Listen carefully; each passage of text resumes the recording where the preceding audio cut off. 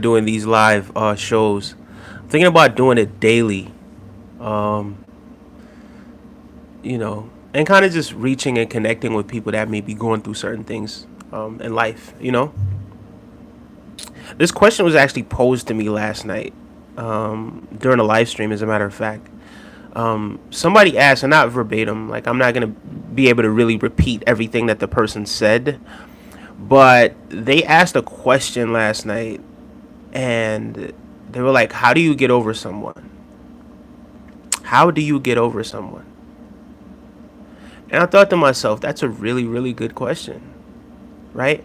And my answer, again, not verbatim, is that you kind of have to go inward, right? You have to go inside, right? And explore the universe within.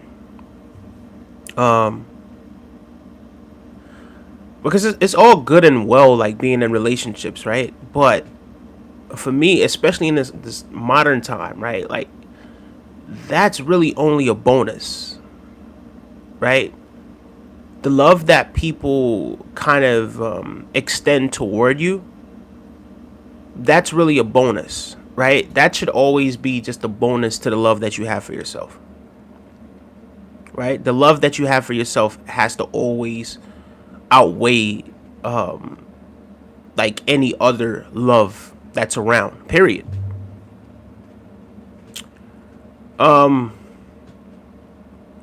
Because, in this day and age, man, like in today's society, and I don't know how things were back then.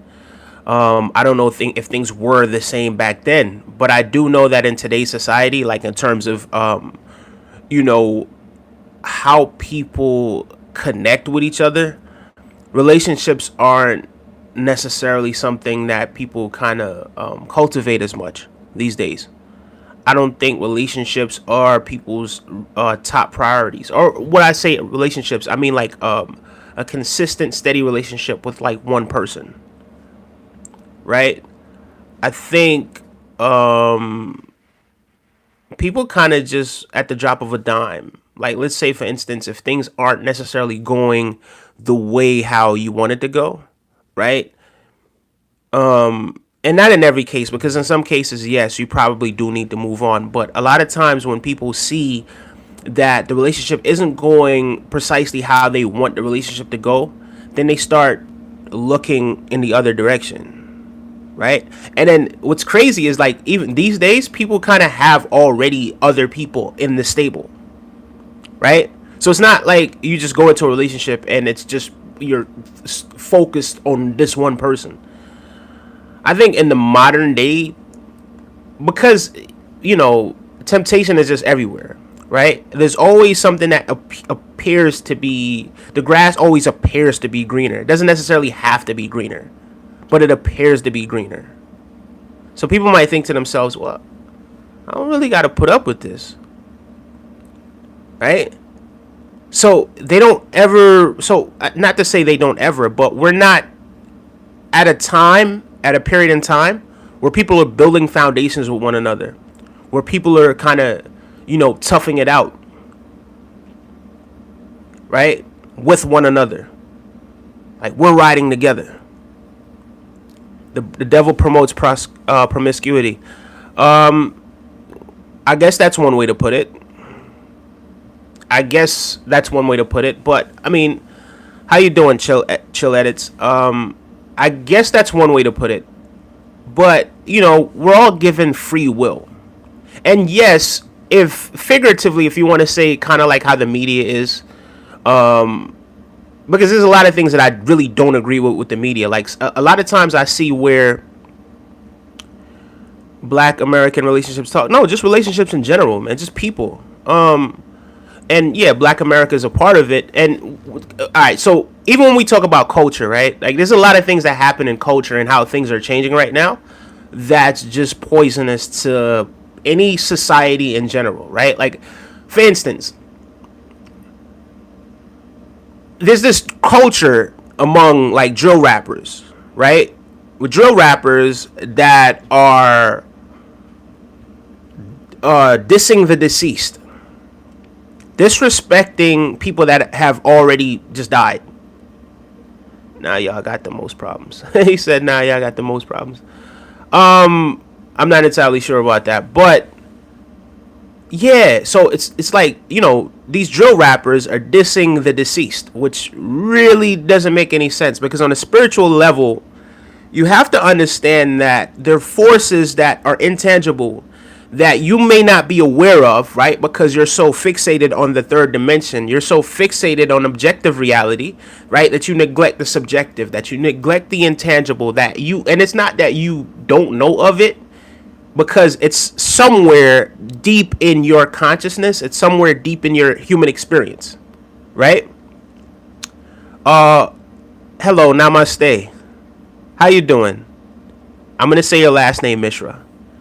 But yeah, and it's sort of being promoted right across the media, right? So if you want to say the devil promotes promiscuity,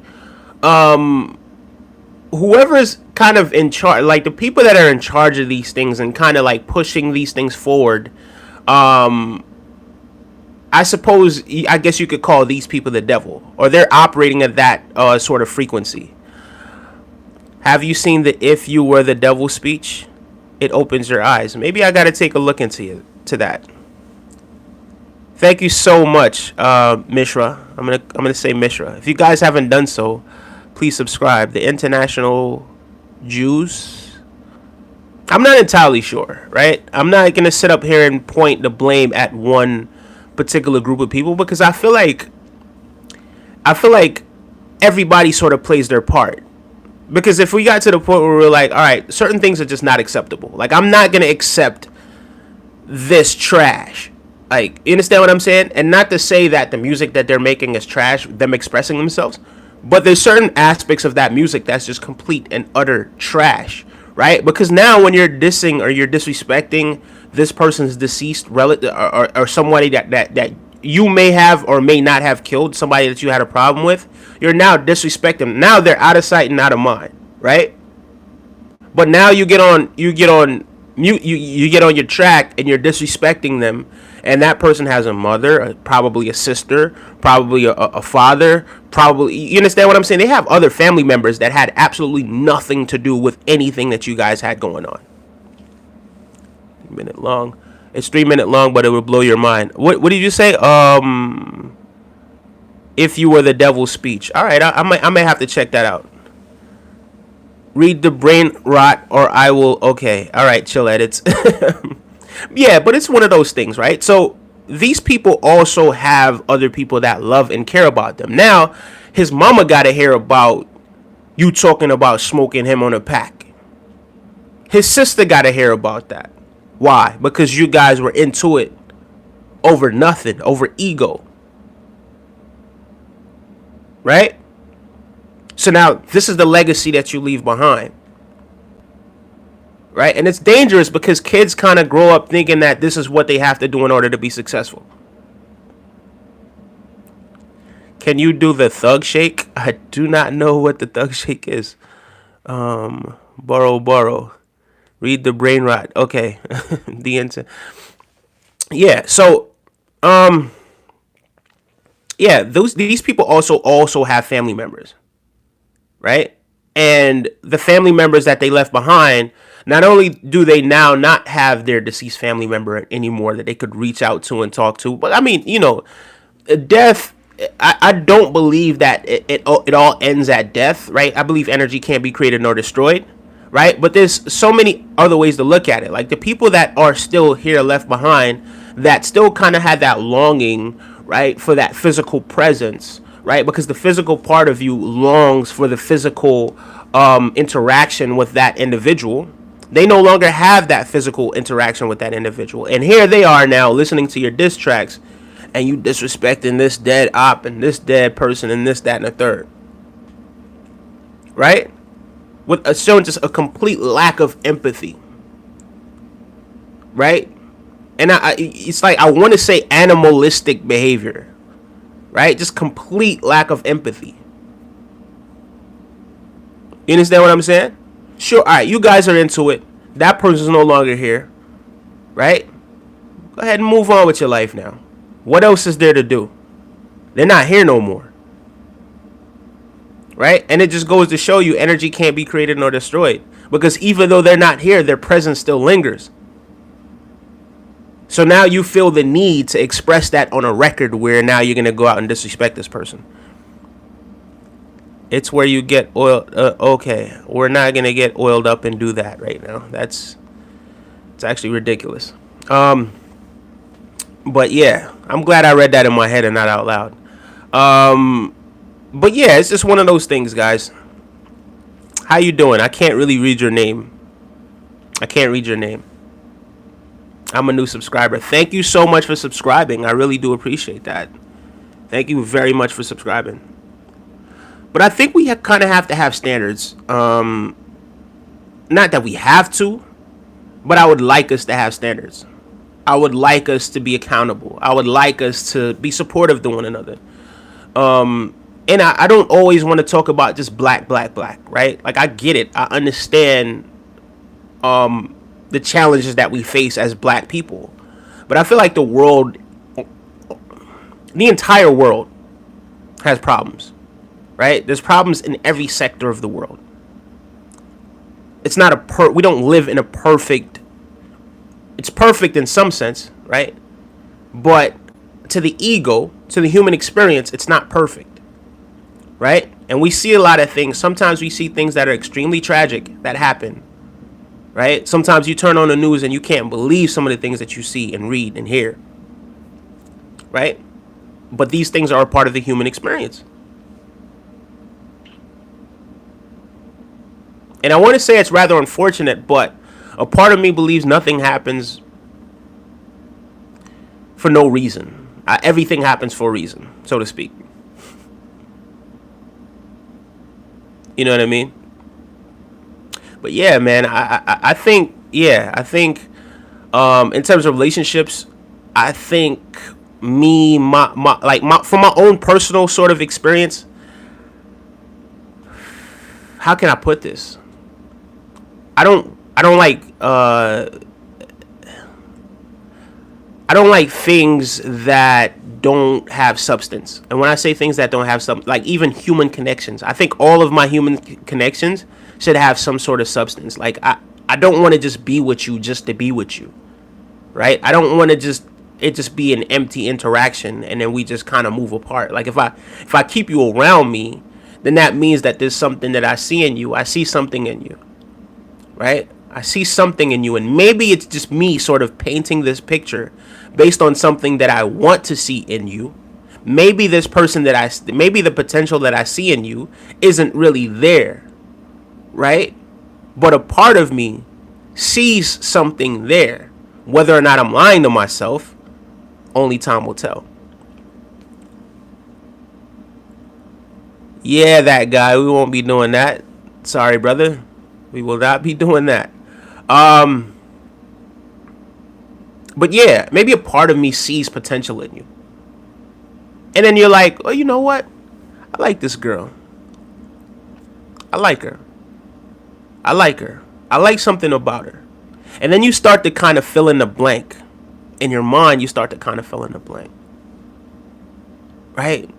And maybe your imagination kind of goes on a wild goose chase and you think, man, this could be something special. Without even really getting to know the person. Right? A lot of times without that person even saying anything. Based on what we think we know about that person.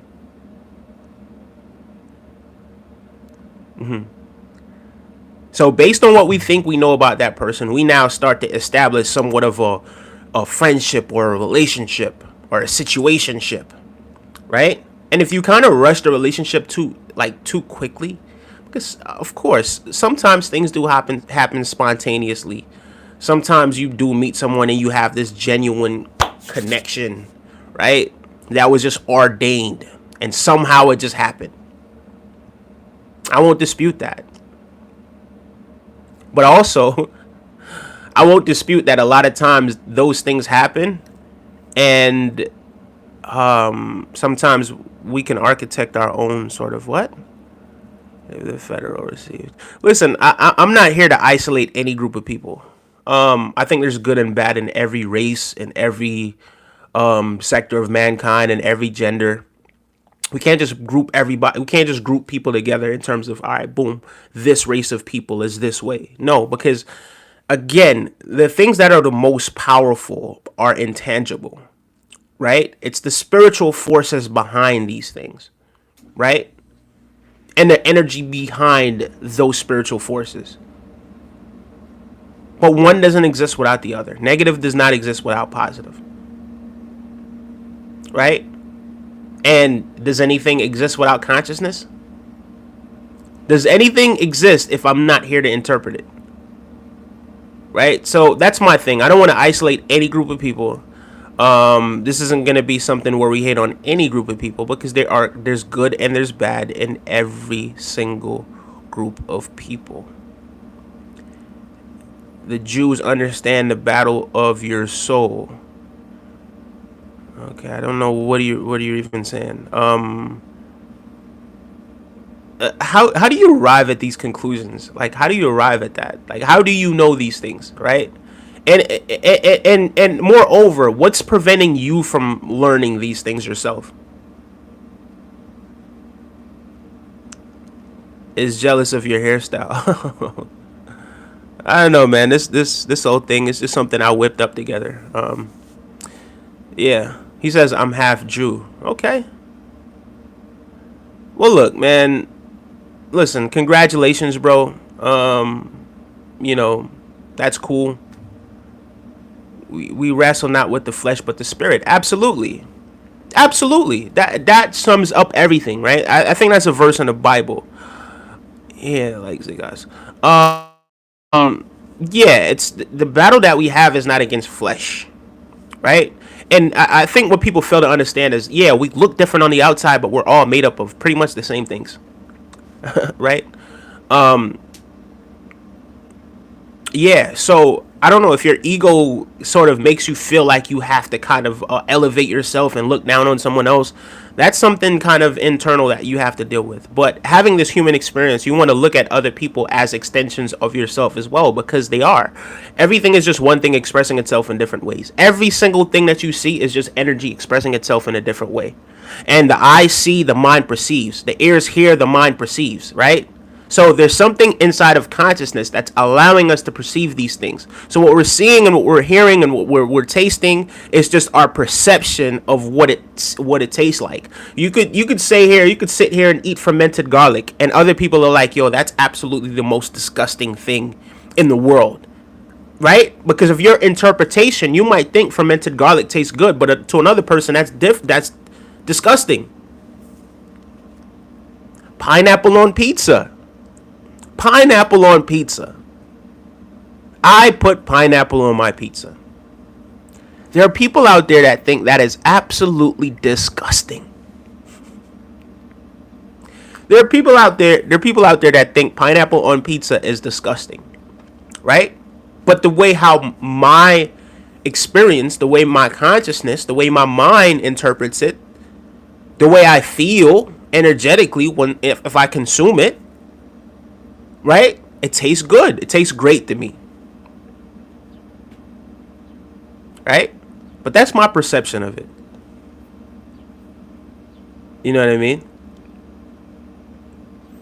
Yeah, guys, the battle is not against flesh and blood.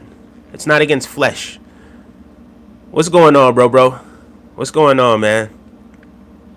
DLC, that's my guy, man. Shout out to DLC. If you guys are in here and you're looking for a podcast to listen to, check out DLC. Yeah, but it's just one of those things, man. Yeah, the battle is not against flesh and blood. It's not against flesh. It's the intangibles. It's the spiritual forces kind of behind. And as a matter of fact, is there really a battle? Or are we just having this human experience and we're just interpreting things? The way how we're interpreting things makes us feel as if we have to take a position against it. Right? There's certain things that I feel personally is morally wrong. There's certain things that I will never do. That's not a part of my code. And the Jews understand those battles. Listen, man, listen, we're not attacking anybody. We're not attacking any group of people. We should probably have moderators because I'm kind of I'm gonna put you on timeout, man, because you keep talking about Jews. You're on a 24-hour timeout. I'm sorry. I didn't even know I could do that, but I'm not here to disrespect or come at any particular group of people because again, there's good and bad in every single sector, in every single group of people, right? So we're not going to isolate any group of people or any sort of race of people and say, oh, they're all bad. We're just not going to do that. You too nice to be on here, my guy. I wouldn't say I'm nice at all. I just say I'm real. He says read a book. How's he still commenting? That's crazy. Hold on. Hide user on this channel. How are you? You're on timeout. You're on timeout, mister. Come on.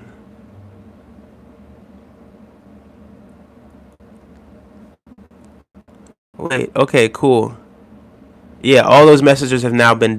People are brutal. People, again, people. You say people are brutal. So I kind of saw something. I came across something today, early this morning, right? Where, what's it? 10% of the American population is antisocial.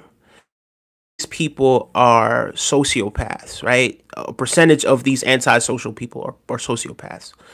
Out of the 300 or so billion people, maybe 30 million people come under that category. So what is that? That's 1 in 10, right? So 1 in 10, the people that you kind of meet on a day-to-day basis fall under that category, whether or not you see that person or you don't, right? So if it's 1 in 10, then that means that it's a minority, even though you're going to see 10 people probably today. If you go outside, you're going to interact probably with 10, 15, 20 people, right? Maybe even more than that. Some of those people fall under this antisocial category. So when you say people are brutal, is it everyone that's brutal? I don't think so, right? I think there's a lot of really, really good people out there as well. I think people are somewhat sort of guarded, right? Because people sort of kind of look at the world that way because maybe the way how they interact with the world is sort of like they kind of consider themselves very peaceful people, very good people, right? Hey, from Florida. All right, Valley Feast, what's going on? But if you consider yourself a peaceful person or a good person or whatever it is, right? And here you are interacting with the 10% of Americans who do fall into that antisocial sort of, some of them narcissists, some of them sociopaths or whatever it is, and you're interacting with these people, or even let's say these people become famous. Sorry about that, the window's open. Or let's say these people become famous or whatever it is, right?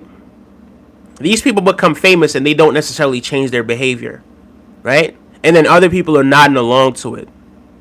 And because things are on such an energetic level, sometimes for a moment, you may even absorb that energy and be able to see life from their angle. Not all the way, not exactly, but you're somewhat able to see life from their angle.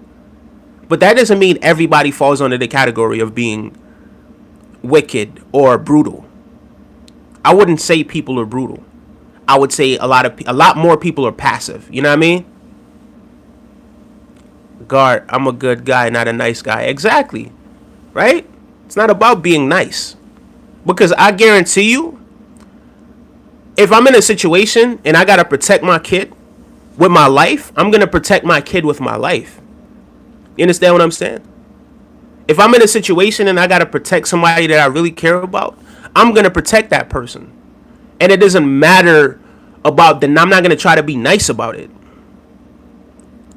You understand what I'm saying? It's not about being nice. Right? Not about being nice. It's about being truthful to yourself.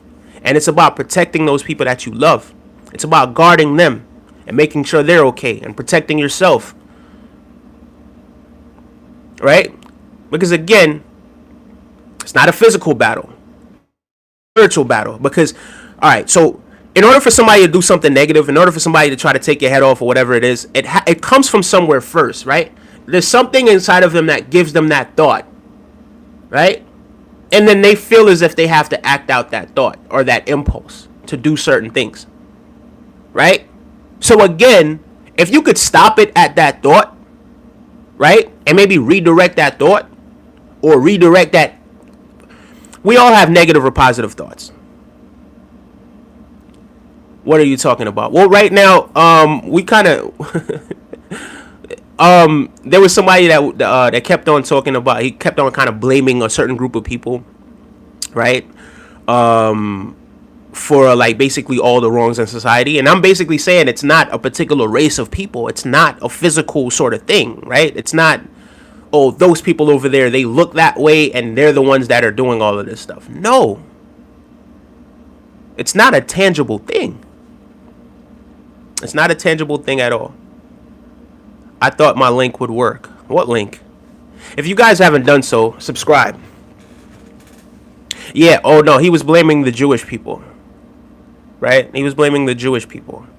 And I'm here saying you can't blame any one particular group of people. Right? Because there are people that out there, they sit out there and they blame the blacks for this. The people that are doing the drills are a minority.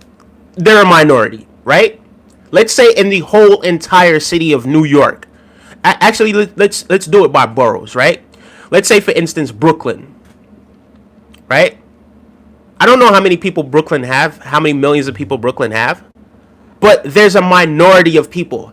There's not even 1,000 people that are in Brooklyn that are doing all the crime around Brooklyn. Not even 1,000 people. Right? Anyone can be mean, to be honest. Absolutely. Right?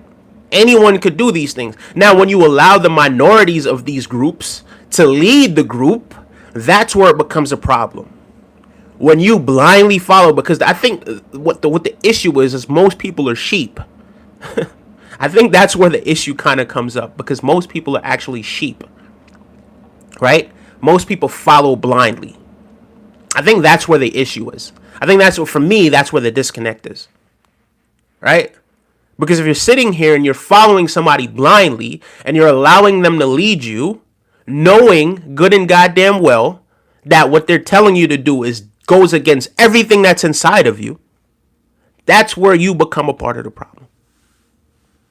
Because you're being led by someone outside of yourself to do something that you do not agree with at your core. So if you want to say that, then yeah, that's a fair assessment. I appreciate you, Maurice. Right?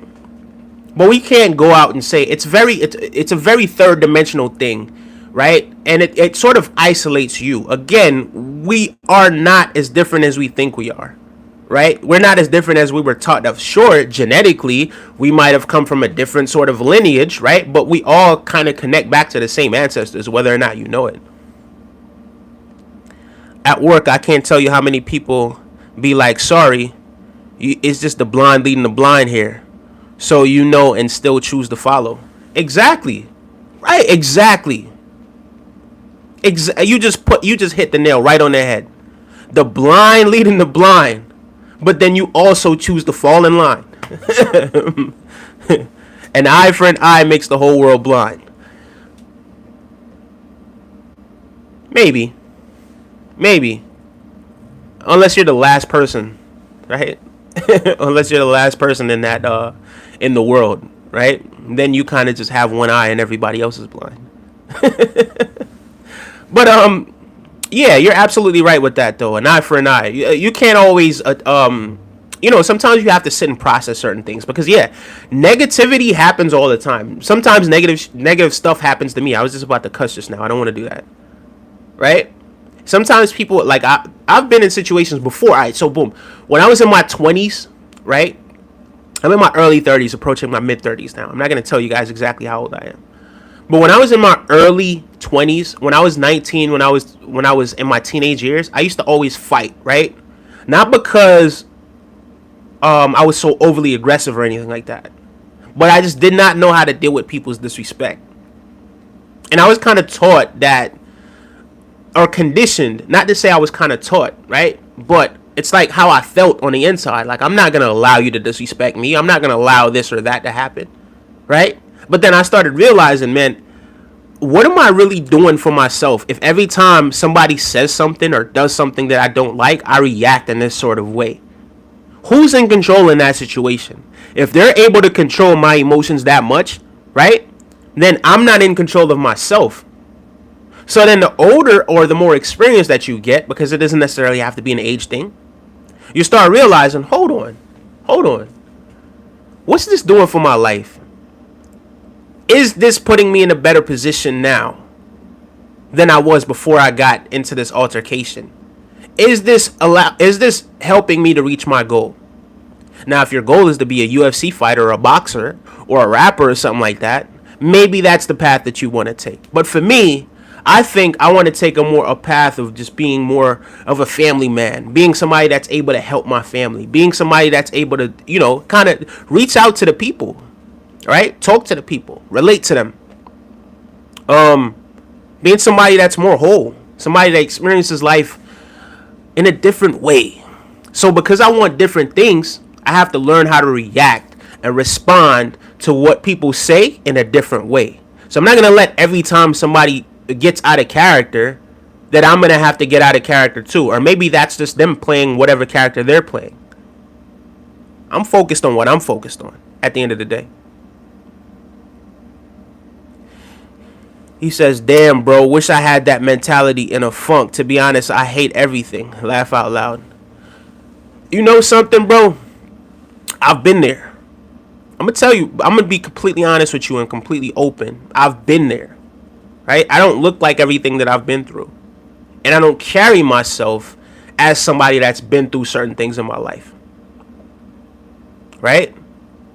But the thing is, it's energy, right? So if somebody does something to me, I'm not going to say I love everything that somebody does to me. I'm not going to say I don't process things. I'm not going to say people don't piss me off, right? But let's say, for instance, somebody pisses me off at work. Let's say I'm at work and my boss pisses me off, right? I now took on that energy. What do I now do with that energy? Do I take the energy and respond in a violent manner? Do I have an outburst? Do I go to HR? Do I bring the energy home? Or do I allow it to motivate me? Right? So now what role do I have to play with that energy that that person gave to me? Because that's precisely what it is. They just gave you energy. Right? So you could take that energy and say, well, you know what? This got me so galvanized that what I'm going to do is I'm going to work on my goals. I'm not going to be working for this guy forever. And every time that person does that, you allow it to light a fire up under you. Right? So don't just sit with that hate. Don't just sit with that energy. Use that energy to do something. Use it to build something. Right? You know how many people have been picked on? Right?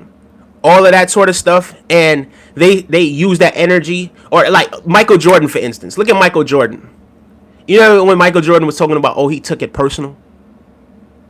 That's just Michael Jordan galvanizing himself. That's him using your energy. It's such an energetic. And people fail to understand this, man. Everything is energy expressing itself in a different way. So what Michael Jordan was able to master was the energy of his opponents. Right? He was able to take in that energy. Oh, yeah? That's how you feel? I'm going to show you something. I'm going to show you something. He was able to take in that energy, and he was able to use that energy to do precisely what it is he wanted to do. Right? So that's why people got to the point where they were like, man, ain't no talking no ish to Michael Jordan. Don't do it. Don't do it. Go check out that Kevin Garnett story. Check out that Kevin Garnett story. And watch The Last Dance. It's between LeBron and Jordan for me. Everybody else is after that. Oh, we got a really, really good question there. Okay. Ignacio Mariona. Man, that's a fantastic question. How do you define happiness? My Lord, how do you define happiness? If you guys are hearing that truck, my apologies. I think happiness is, it's very difficult to really put into words, right? Because it's a feeling that's unique to your subjective experience, right? It's something that it's unique to every person individually, right? So I would define happiness as being able to take care of my family. I would define, but that's not just the only thing that would define happiness to me. Being able to travel, right? Being able to go inward and find love, and being able to go inward and find peace. Being able to go inward and find joy, right? And then seeing that joy that you found on the inward being reflected to you in every way when you look around you, right? When you look at the trees. Me, I like to go upstate. So every weekend I'll go upstate. Hello from Europe. Every weekend I'll go upstate. And I go to this particularly, pardon me. Hold on, let me see. Where's my water? Give me 1 second. Every weekend, ever since I discovered this one lake upstate, I go to that lake every single weekend, right? And I just go there and I just clear my mind. I'm just at peace. It's in the country. It's away from everything. You have the bodies of water. You have the trees. You know, the way how the bridges are, like you could drive across the bridge and it's water on both sides, and then the bridge is really low, so it's like almost as if you're at eye level with the water. Not necessarily eye level, but at feet level with the water, right? And for me, something as simple as that makes me happy, right? So it's this emotion that I feel on the inside, right? But it starts on the inside. And then I see it reflected back toward me on the outside. I don't even know if that answers your question. And I know it's vague. And I know it's kind of broad.